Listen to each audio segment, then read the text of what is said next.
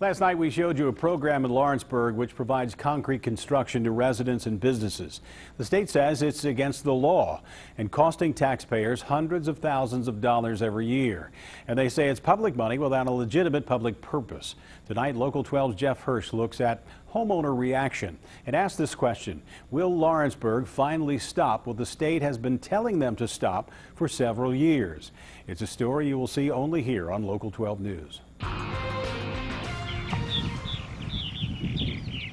This is Meyerfield Drive, where the concrete gravy train stopped this summer. 11 houses. 9 of them received free or reduced rate work, like Nancy Seymour. We had a new driveway put in, a new sidewalk to the porch, new step. Seymour is being charged $2,500, but figures it would cost more than twice that amount without the city subsidy. But my husband and my son said it was a bargain. Seymour is not aware of the troubles surrounding the concrete program. It's not like the city advertises it.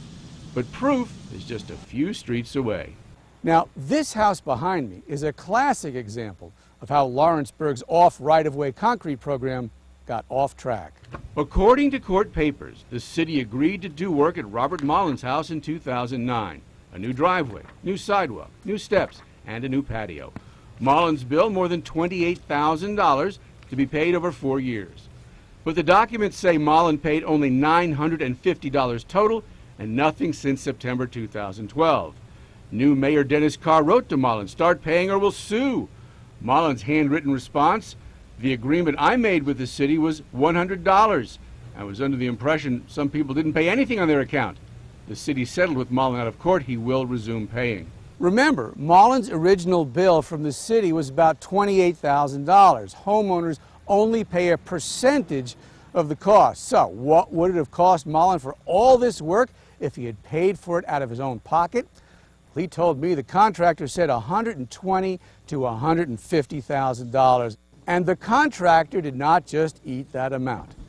The city of Lawrenceburg picked up the tab. The company which did the work during the state audit years we inspected is Dave OMara Contractors from North Vernon, Indiana. Still working in Lawrenceburg. We called that company twice for reaction, no response. Meantime, at last, the city is starting to go after residents who have big unpaid bills. It was very shocking, to me, that these violations were out there. Leslie Votaw is Lawrenceburg's new city attorney who says she met with auditors for the first time last year. Votaw says the city apparently wanted to drop the program years ago, but kept it going to head off a class action suit by residents who had not gotten their freebies.